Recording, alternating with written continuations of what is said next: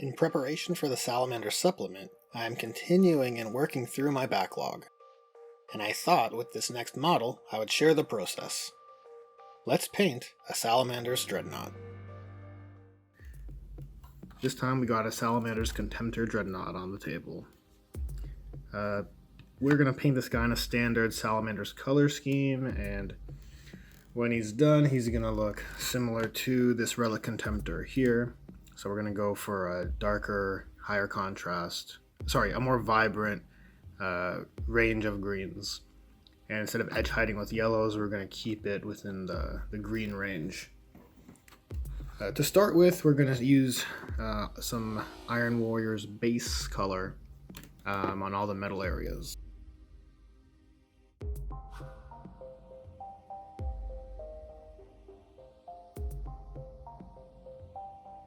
Alright, so next we're going to wash the metal areas with Null Oil Shade.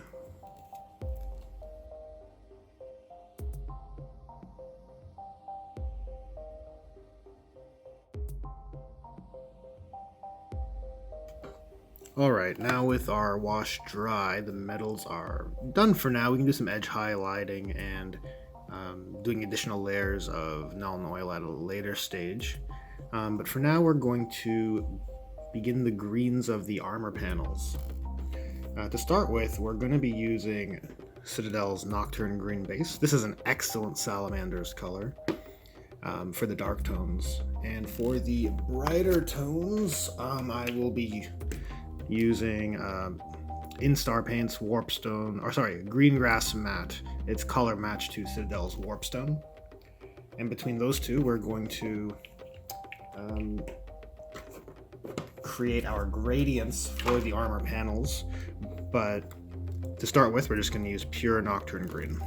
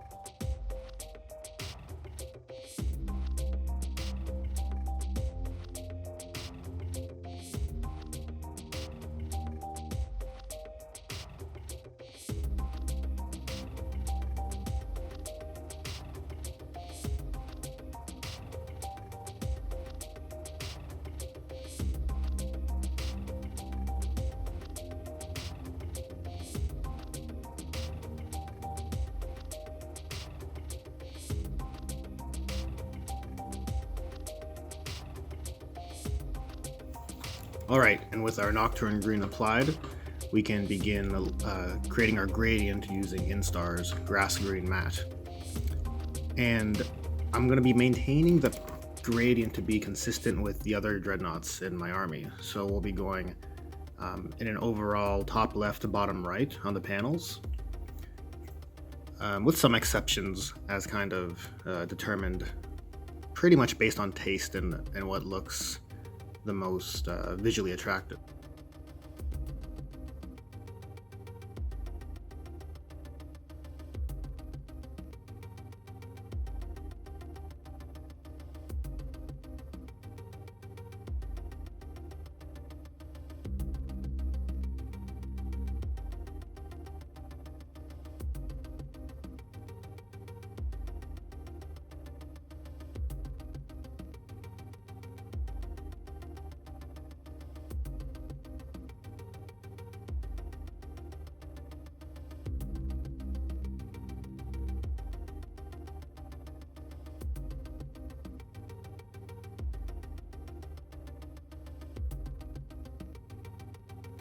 Alright guys, so from this point the green areas of the armor are done.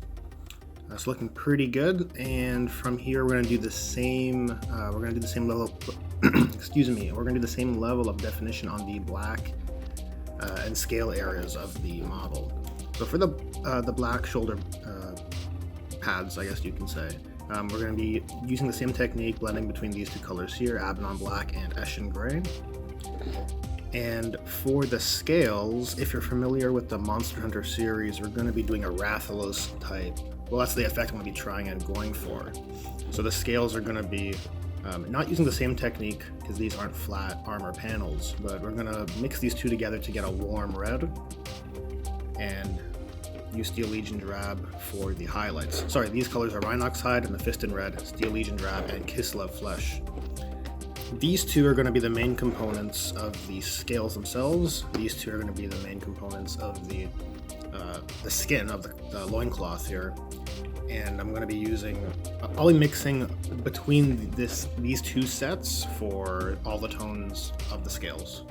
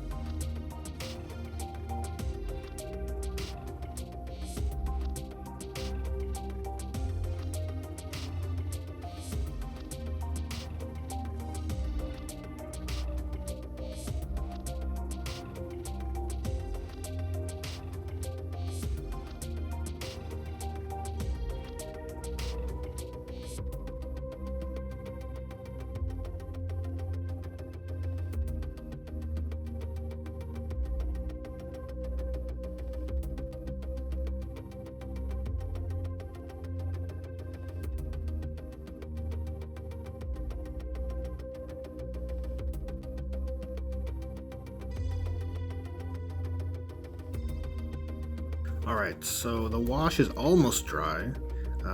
When it's finally done drying, I'm going to mix in some old Nuln oil into this mixture here, just to create some scales that have a darker tint to them, just to create some variation in the scale patterning. While that's drying, I'm going to do the trim, or all the areas that will be gold in Lead Belcher, just to give them a metallic foundation before I apply the gold.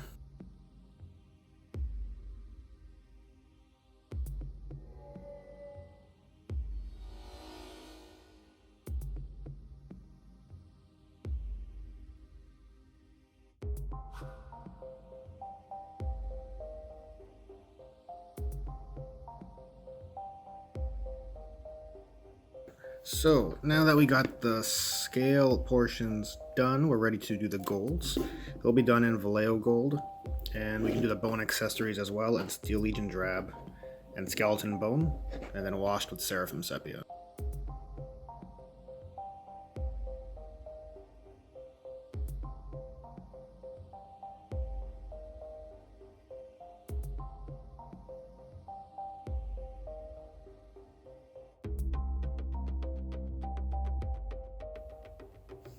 Right, so now that the gold area is completed, we're ready to move on to the helmet. And for this ancient, we're going to do a Codex compliant white helmet.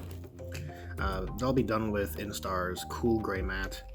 For white pigments, it tends to get rather chalky, so we're going to build it up over several layers.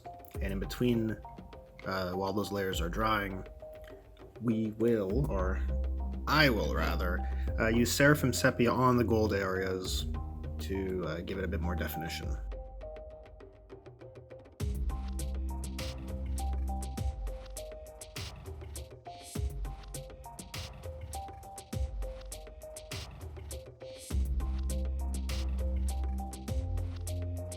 Alright, now to add some definition to the white helmet, we're gonna give it a wash with Colia Green Shade, and it's gonna be mixed with Lamian Medium.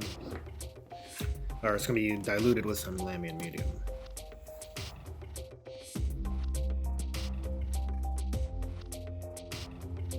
Alright, so at this stage, with the helmet now dry, we could begin to layer up some brighter tones to increase our contrast values we brought down with the wash. But first I want to do the red eyes and the flame decals and the other red elements across the model.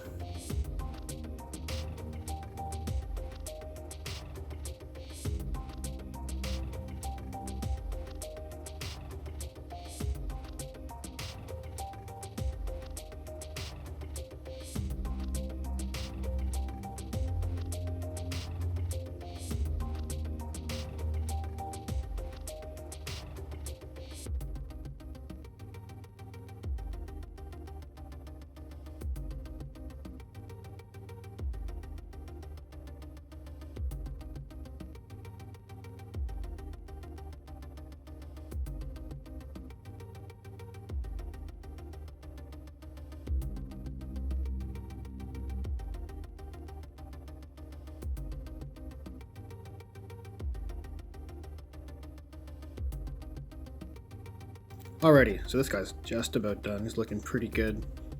You just gotta give him the edge highlight treatment. So for the green areas, our edge highlighting will be done by a combination of these two colors. Gauss Blaster Green's a very strong color, so you don't need to mix too much. The metals will be based in Stormhost Silver, and the metals will be edge highlighted in Stormhost Silver, and the black panels will be done in Eshin Gray.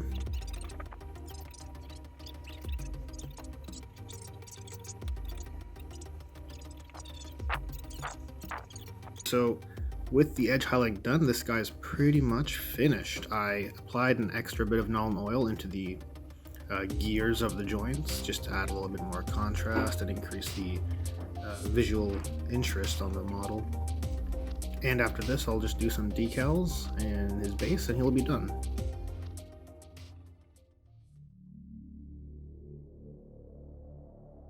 This Contemptor Dread is ready for battle, where he will show the enemies of the Imperium Nocturne's fury. Thanks for watching. If you enjoy this style of content or have any suggestions or tips, feel free to leave a comment below. And if you have any questions, ask away. If you want to help support this channel, hit that thumbs up button and consider subscribing for weekly videos. Thanks again for watching how I paint my Salamander Dreadnoughts. So, until next time, into the fires of battle.